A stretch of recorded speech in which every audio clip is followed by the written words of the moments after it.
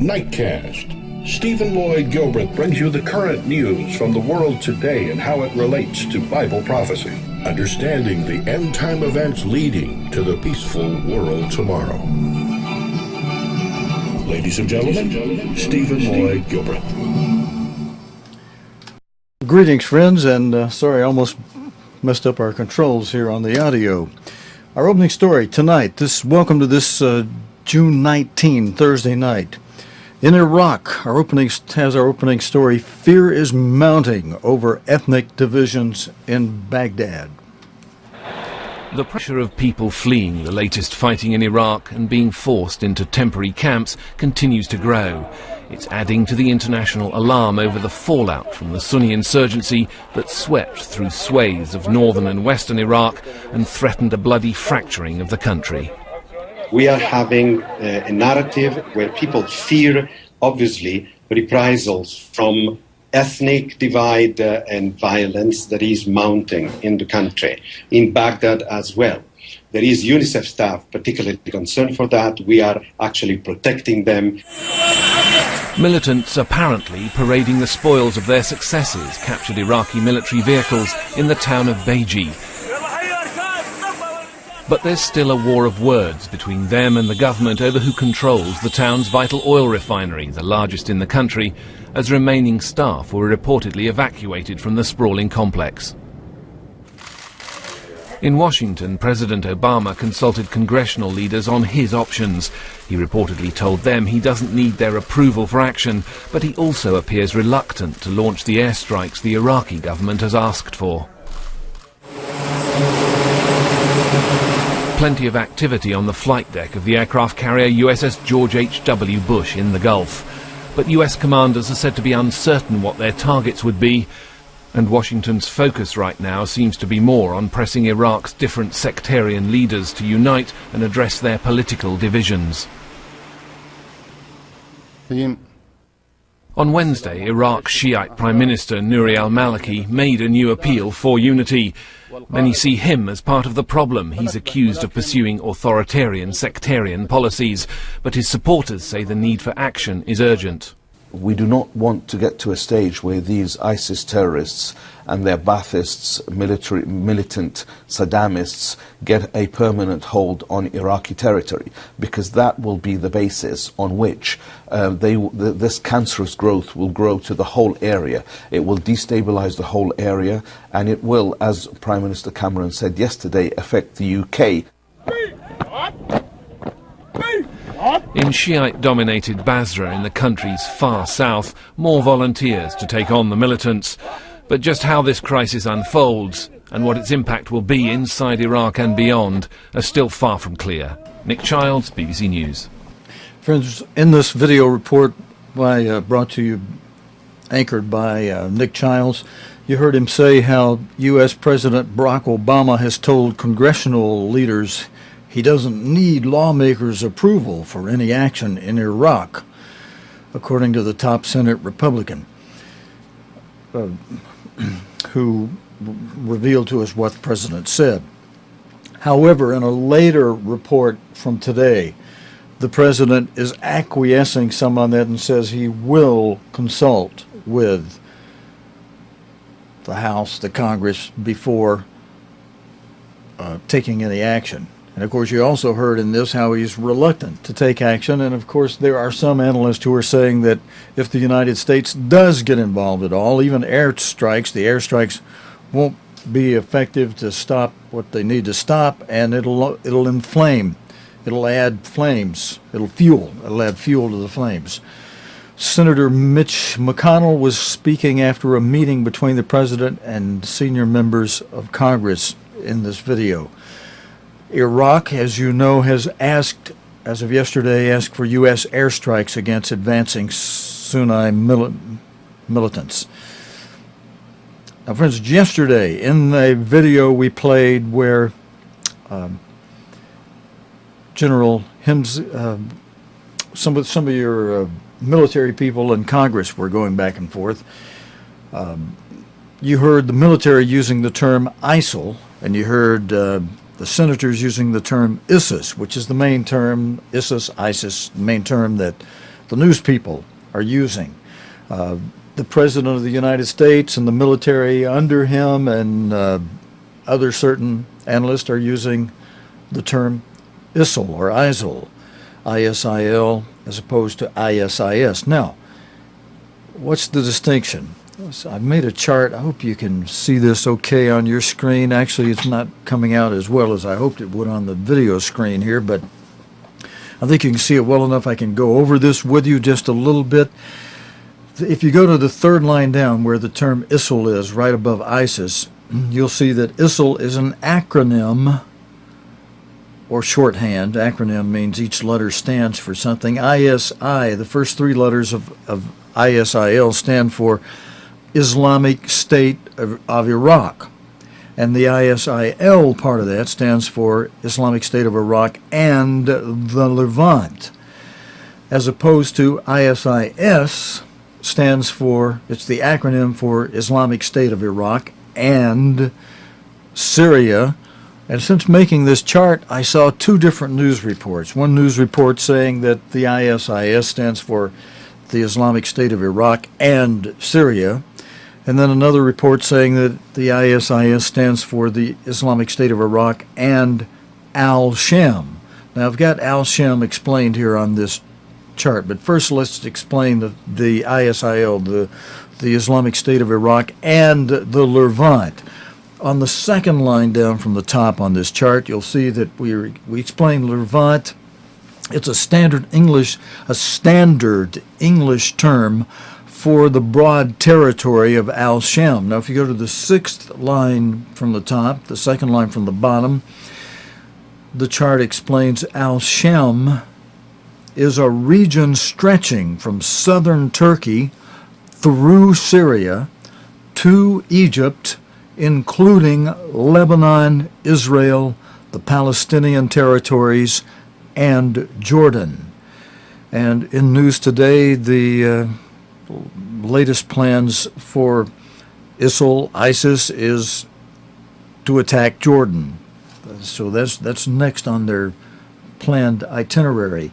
At the very top, the top line, Daesh is the Arabic shorthand for the terrorist group.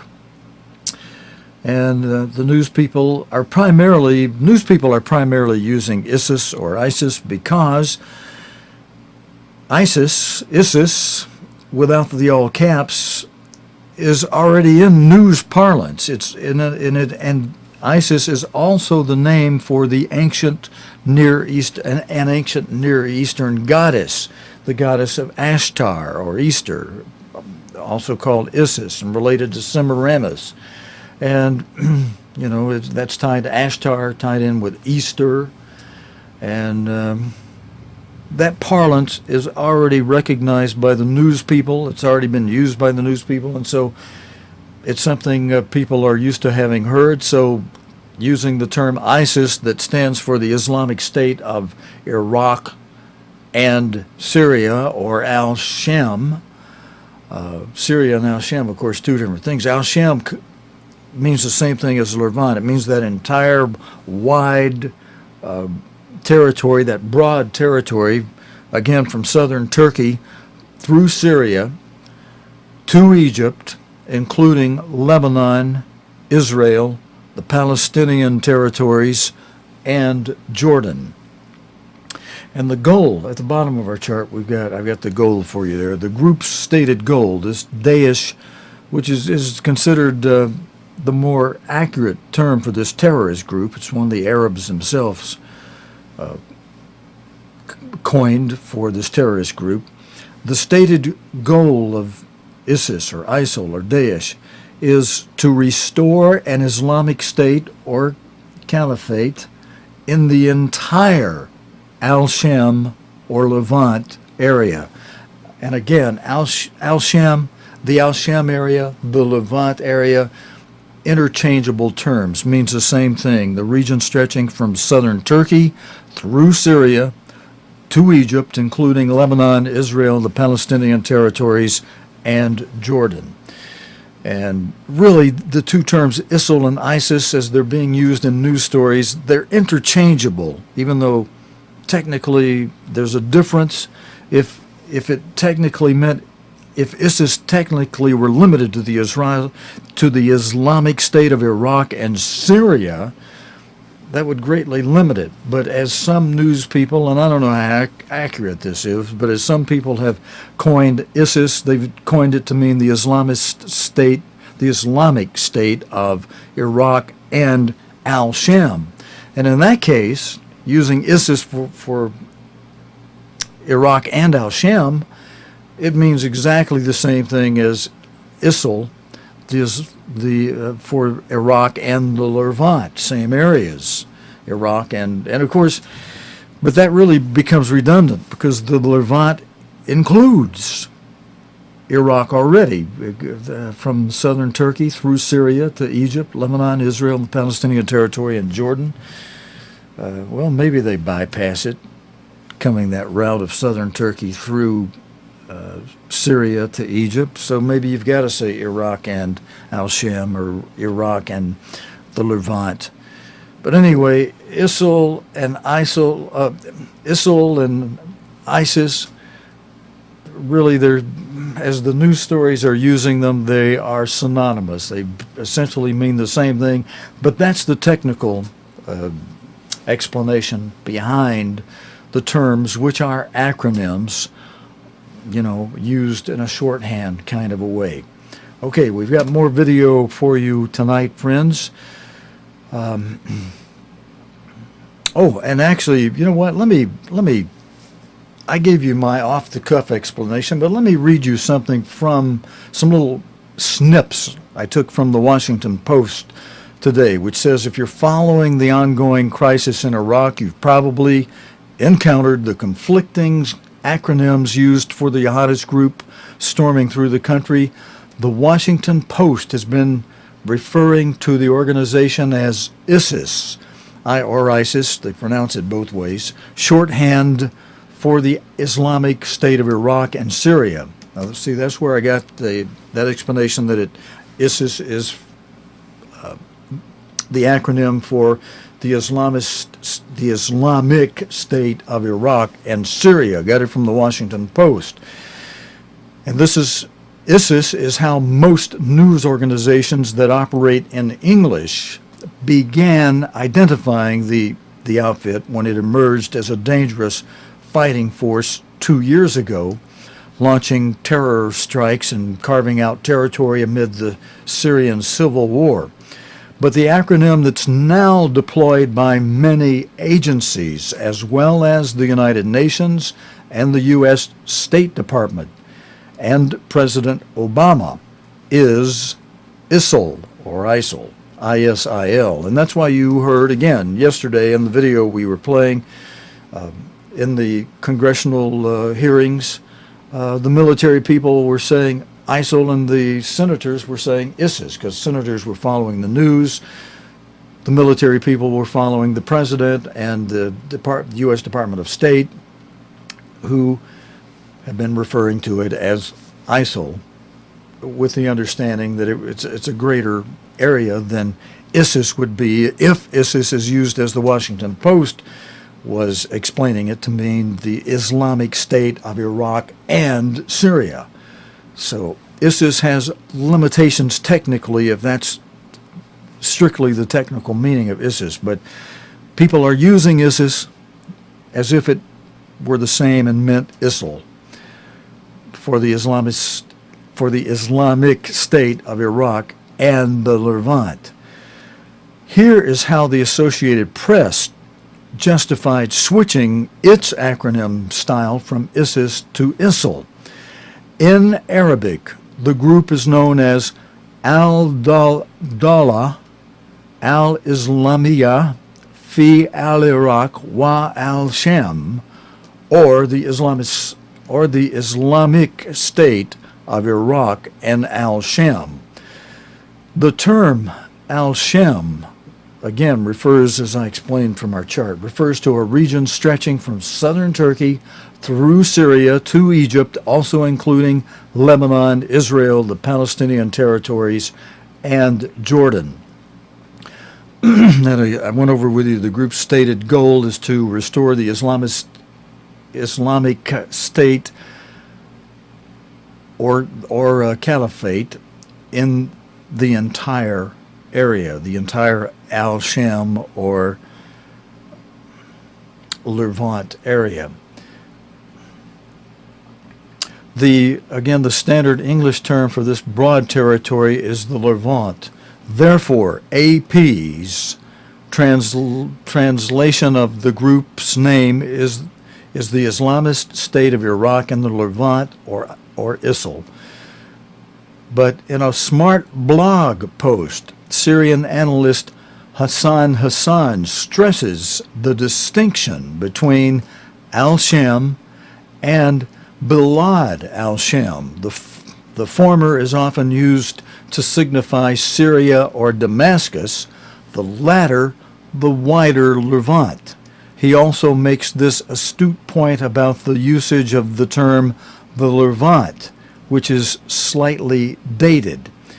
If we concede again that Al-Sham means not only Syria, then there is a name for that, Greater Syria.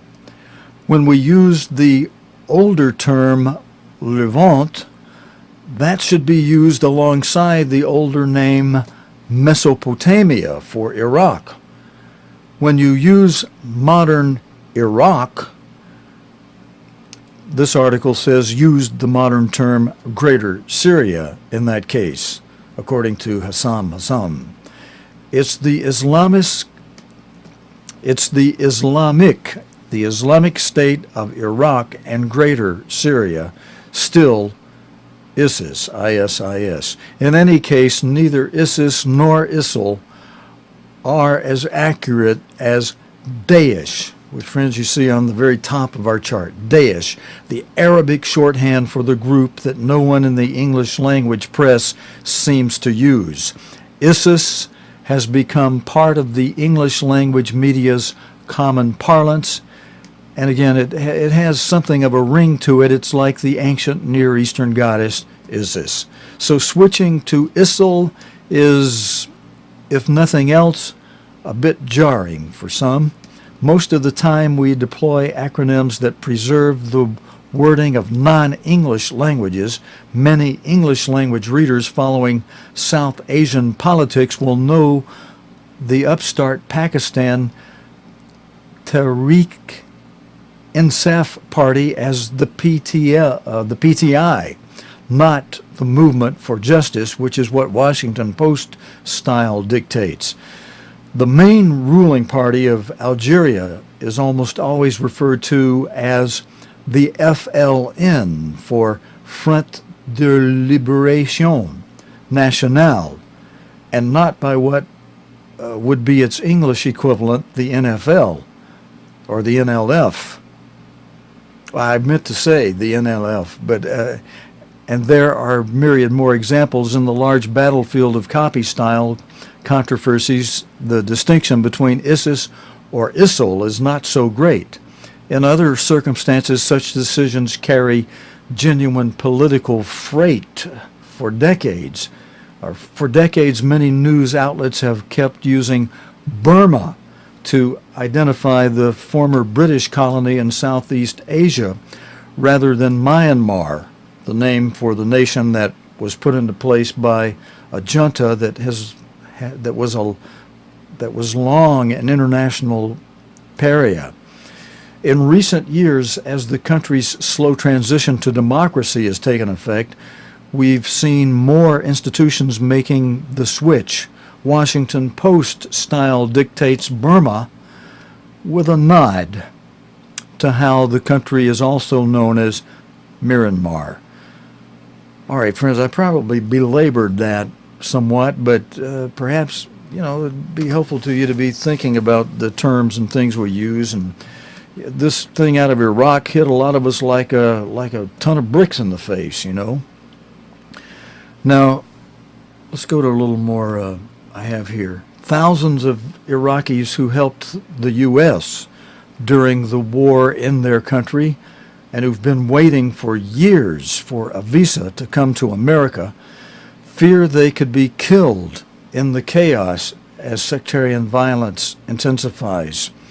The U.S. State Department has suspended the application process in Baghdad as staff are temporarily moved to other consulates. The New York-based Iraqi Refugee Assistance Project says it has been inundated with new applications from people desperate to leave Iraq for the U.S. More Iraqis moved to California than any other U.S. state, among them this family, Tariq Abu Kumra, whose parents came to visit him before the violence erupted and are now afraid to go home to Baghdad. Alistair Lighthead went to meet Tariq and his father Ali.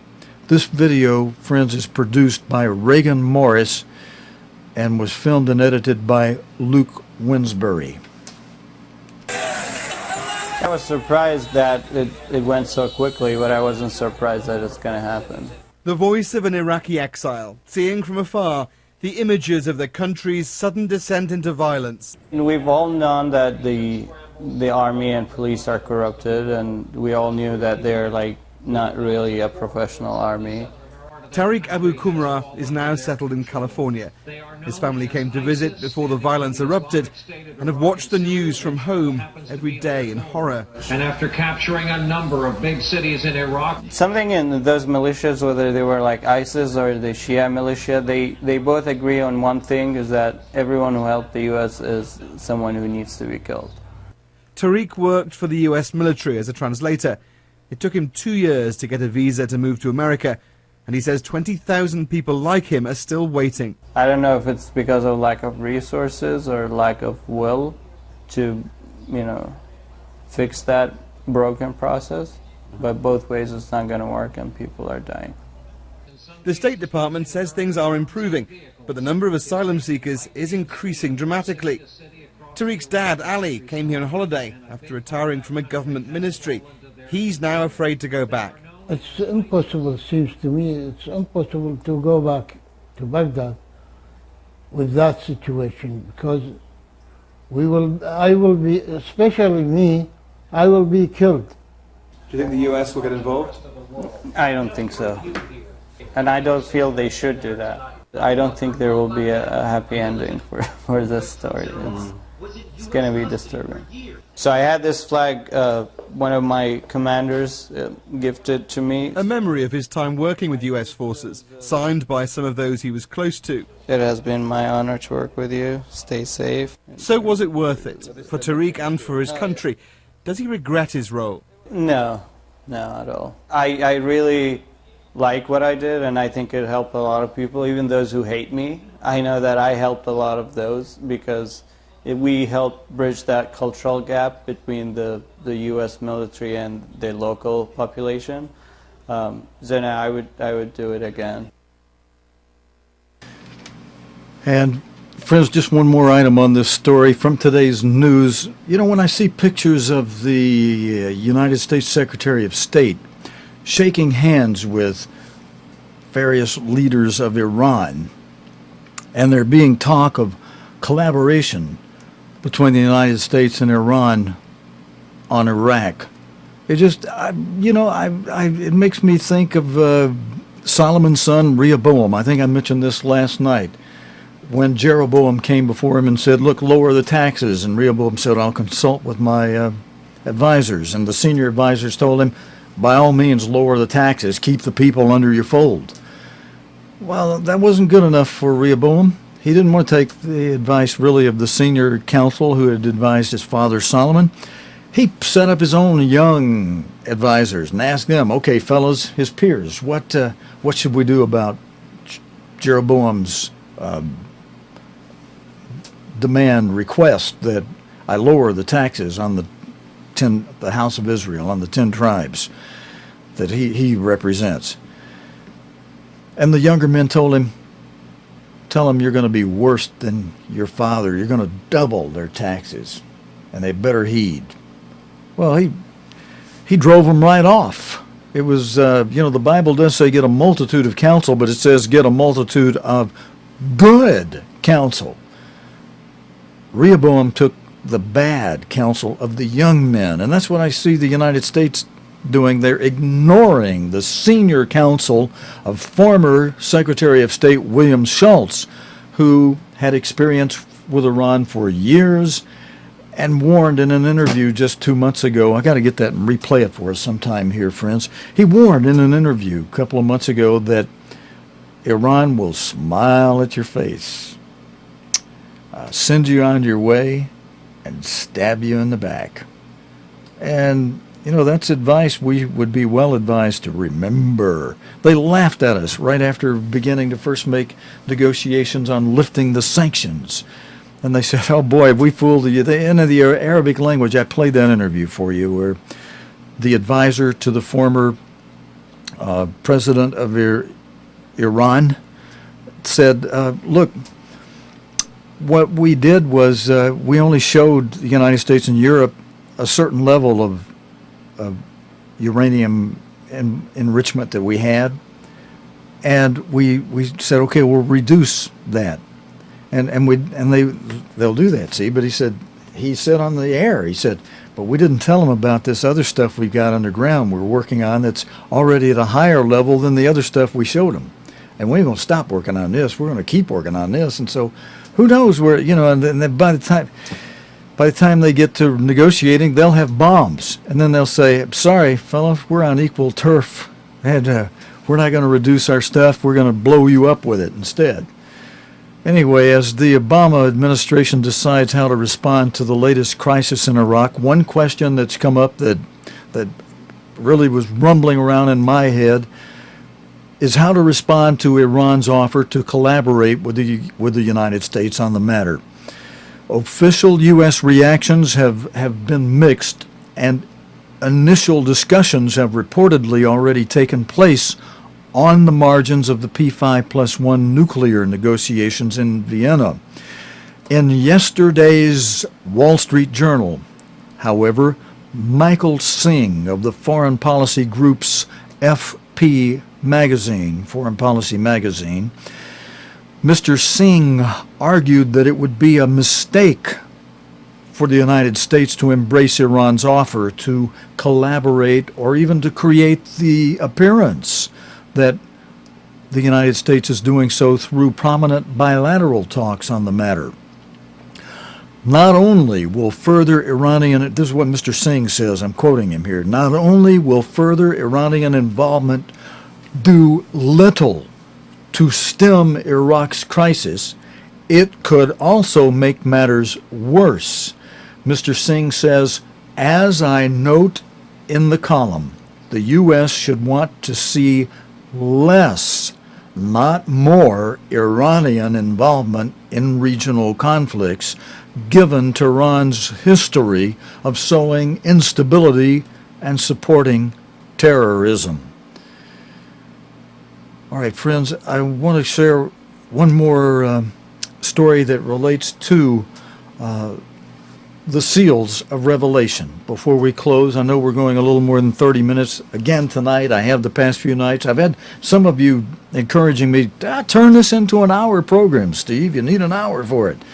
And I'm giving that some thought, friends, but I want to hear from more of you when I do, because I've liked the idea of a half-hour program when we can compress everything into a half-hour program, or maybe 45 minutes some nights when there's a lot of news. Right now, there's not only a lot of news, but there's a lot of news that's different. With this Iraq thing, I felt I needed to explain those terms and a few things that'll help you get a handle on mentally what's going on over there. And little by little through next week, and maybe even some this weekend, I'm going to explain the Sykes-Picot Agreement, the 1916 Asia Minor Agreement that established Iraq after World War I. And I'm sorry, last night I said it was established after World War II. I'm working from a hot studio, friends, and sometimes my brain kind of boils over under the hot lights here. So I made a couple mistakes. I called when I meant to say Iraq last night, or when I meant to say Iran a couple of times, I said Iraq, because we're being rocked by this Iraq thing. And so Iraq's on the brain. I said Iraq when I meant to say Iran last night. But I think that was probably obvious that I meant Iran from the context of what I said. But I do want to apologize for that and let you know that in spite of the hot lights and everything, I'm going to try to focus a little harder on what I'm saying and try to not make those little slip-ups. If I do, though, I welcome hearing from you, because I'll listen to the recordings, I'll say, oh yeah, and then next time I'm less likely to make that mistake again.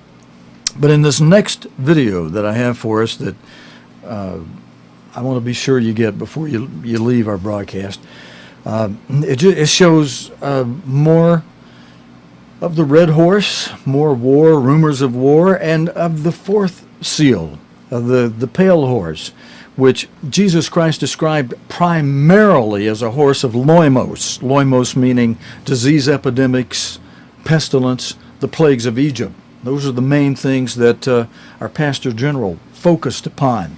But our Pastor General did said, I will leave it to the rest of my ministers to give you the twigs and the little details. And there's a couple details that Jesus Christ gave that associate with this fourth seal, because they happen before the fifth seal, and they tie in with the fifth seal, and they relate to the rider of this horse being named Death. And Jesus Christ described two other things, seismus and tarak, or tarake, however you pronounce that in Greek. The seismus meaning seismic conditions, commotions in the air, gale forces of all kinds, cyclones, tornadoes, hurricanes, etc. Commotions on the ground such as earthquakes, volcanic eruptions, floodings, tsunamis, wildfires, etc. All kind of seismic activity. And tarak, T-A-R-A-C-H-E, meaning trouble. It either figuratively or literally means troubled waters. Figuratively means mobs and seditions. And with that in mind, with that part of that seal in mind, we'll go for this last story, this last news significant story. Sri Lanka Muslims are calling for UN help over sectarian violence. 11 days trapped underground, but now it's over. Sometimes Johann Westhauser has been squeezed through the tightest gaps. Friends, I'm sorry. Let's see. Do I have video on that? No, actually, reason why that German cave discovery thing came up.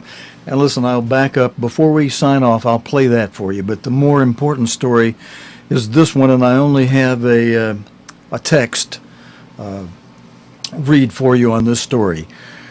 Sri Lanka's Muslims have asked the UN to intervene after homes and businesses in the south were destroyed during some of the worst religious violence in the country's history. This news out of Iraq, it's basically religious violence related, sectarian, and in Sri Lanka, same thing, on different types of religions in a way, a little bit different, Muslims, but Buddhist. In Sri Lanka, the riots claimed at least 4 lives, so they do relate to this fourth seal whose rider is named Death. And part of what Jesus Christ described for this seal is tarak, trouble, mobs, seditions. And again, at least 4 lives were taken and were mainly carried out by gangs of Sinhalese Buddhists. And that's all I have for you on that. Let me give you this story we have that I started to play, see if I can back it up without wrecking the media player. The German caver Westhauser was rescued today. He surfaced after a dramatic long rescue. An injured German caver trapped underground for 12 days has been brought to the surface after a painstaking rescue operation. 11 days trapped underground, but now it's over. Sometimes Johann Westhauser has been squeezed through the tightest gaps. Sometimes he's been winched up caves hundreds of meters high. It's been inch by inch, up from a hole 1,000 meters deep. There was tension among the rescuers right to the end. I have the joyous duty to let you know that the injured man has now arrived at the clinic in a good state, and with that we have managed to fulfill the essential aim of the operation. The complex of caves in the Alps is high on the border between Germany and Austria. But the real difficulty for rescuers has been the sheer scale of the drops within the mountain, sometimes 300 meters straight down. And then 1,000 meters below the surface, the caves stretched horizontally to the injured man. 200 people have been involved in the rescue. Helicopters have constantly ferried supplies to the top of the mountain, where a tiny hole leads into the complex of caves. There is the question of cost. Cavers normally take out insurance, but this will go nowhere near covering the rescue operation. Stephen Evans, BBC News, Germany. Okay, Stephen Evans, thank you very much on that report. And friends, just a little recap on that one. You know, the man was underground there 12 days before the rescuers pulled him out and brought him to safety there. Just one moment, let me grab just a couple notes I have on the screen coming up on my teleprompter. The injured man was underground for 12 days. After a painstaking rescue. He was 52 years old. He was badly hurt in a rock fall on June 8 when exploring Germany's deepest cave with 2 other men near Austria's border. All right, I just wanted to give you that little recap. Stephen Evans gave an outstanding report on that, friends. Now, I've got a lights video story to close with, and then at the very end, I want to tell you something about what we're going to do this weekend. Some video I'm pulling up, and some explanations I'll give that I'm going to just touch briefly on at the end of the program tonight related to the temple in Jerusalem and the spiritual temple that Jesus Christ, under his Father's direction, is building now. And I'll have more to say that and then in a moment, but let's go for a light story that'll be in the form of video for closing. And I don't have the video I can show you, but I am going to mention that red heifer that was born when I talk about the temple in just a few moments, just briefly. In this next video, there's a fellow that gets a Bravery Award. You know, he gets a Bravery Award, and there's a lady that's going to talk at the end of this that she kind of also says, you know, you were brave, but you may have been, you know, you may have sacrificed your life in the doing of this, except that the man didn't use a real gun. He came in with a fake gun. But this window cleaning man who winds up foiling this bank robber in this video. I think this will be something light, interesting for you to see here. It's broad daylight and an armed robber bursts into a bank. He waves around what looks like a handgun and demands money.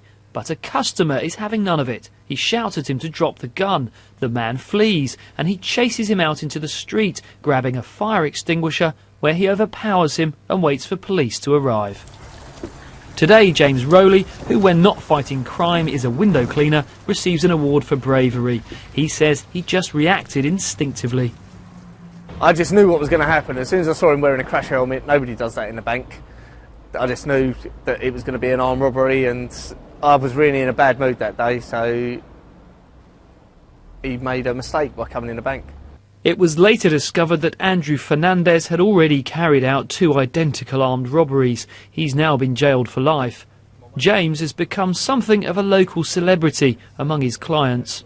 I think he's very brave, yeah. I think he's He's got a bit of a death wish, actually. No, he did very well, but I wouldn't advise other people to do the same. No, I would do it again if it actually happened, and I don't think I'm brave or anything. It's just one of them things what people should do. Not saying that everyone should try and stop armed robbers, because they shouldn't. I just thought, I work hard for my money, he's not going to get away with anything like this. In this day and age, you can't just walk into a bank with a gun and decide, oh, well, this is going to be my job instead, and I'll just get some money for nothing. It turns out the gun was a fake, but police praised James's truly remarkable bravery in tackling what he thought was an armed and extremely dangerous criminal. Mark Ashdown, BBC London News. And friends, the lady that Mark Ashland was speaking with toward the end of that video was Caroline Lawless, who had the humorous comments and a good warning. It's kind of like those warnings you see when they show you dangerous videos on television, and they say, "Kids, don't try this at home," you know. And she was she put a little bit of a little stinger in there, you know, that, hey, you were brave, but man, you know, the guy could have wound up dead. You know, so there's a Bible verse that talks about not taking a dog by the ears. There's some things you just should not get involved with, but sometimes, but the guy got a Bravery Award, so let's don't take away from that. All right, friends, in the news this week was a story about a red heifer being born in the United States, and it's being reserved for being sent to Israel for some purification ceremonies, which may relate to a new temple being built over there. Now, in a 1967 Plain Truth article that Mr. Herbert W. Armstrong wrote, entitled Jews Take Jerusalem, I'm going to read you a couple of quotes there. Mr. Armstrong says, "What is the real significance? The Israelis won a flash war, a blitzkrieg, Israeli style, ! The news reporters do not know what it means, but you can know," Mr. Armstrong says, "for this is one of the major fulfillments of biblical prophecy. There will be a Jewish temple built in Jerusalem with animal sacrifices once again being offered." And then in the now, I will refer in a moment, and I'm going to show it this weekend, to a sermon that Mr. Armstrong gave in which he talks about the spiritual temple that Christ is building and to which he will return, and that spiritual temple being much more important than the physical temple. But in all that Mr. Armstrong said about the spiritual temple, even in spite of his emphasis about it being the greater thing and the thing to which Jesus Christ is looking forward to returning, the temple that will become his wife, still Mr. Armstrong did not, renunciate what he said in these former writings. He did not say that there would not be a physical temple actually built. And listen to this next quote that I pulled out of the Plain Truth March 1968 edition. Quote, Mr. Armstrong says, "Watch Jerusalem, ! Watch Israel, ! The recent," now, and of course he's writing in 1968, "the recent Israeli victory gave them complete control of the city of Jerusalem, including the original site of Solomon's temple. The stage is now set for the construction of the temple prophesied in 2 Thessalonians 2:4 and Revelation 11 verses 1 and 2. Now, friends, those of you who tune in on the weekend, I'll have those verses on the screen for you on the weekend on the Sabbath Service channel during short talk there, and then we'll play Mr. Armstrong's sermon video on the spiritual temple and the things that he said later after these 1967 and 1968 writings about how important the spiritual temple is. And I think in reviewing what's happening in the news right now and there's a physical temple coming, I mean, my take on it from all that Mr. Armstrong has said is that yes, indeed, as Mr. Armstrong said, the more important thing is the spiritual temple that's being prepared to marry Jesus Christ, to which Christ will return. But also important is the physical temple that'll be rebuilt in Jerusalem, where the daily sacrifices will be reinstituted there, because that becomes what Jesus Christ explained would be the signal, the trigger for the countdown for Jesus Christ's return. I'll have more to say on that on the weekend for those of you that join me on the Sabbath service channel on God's Sabbath day, on the seventh day of the week, on Saturday. That's it for tonight, though, friends, for this Thursday night edition of Nightcast. Thanks for joining me. We're not on Friday night or Saturday night. God willing, and the creek don't rise, we'll be back again Sunday night with the day's current news, which is getting more and more interesting by the moment, related to the Bible and prophecy here on Nightcast. Until next time, have a wonderful weekend. This is your host, Stephen Lloyd, saying, so long, friends. You have been watching Nightcast with Stephen Lloyd Gilbreth. Nightcast can be seen Sunday through Thursday nights here on cogtv.org. Tonight's program is also available anytime on demand in the cogtv.org video archive.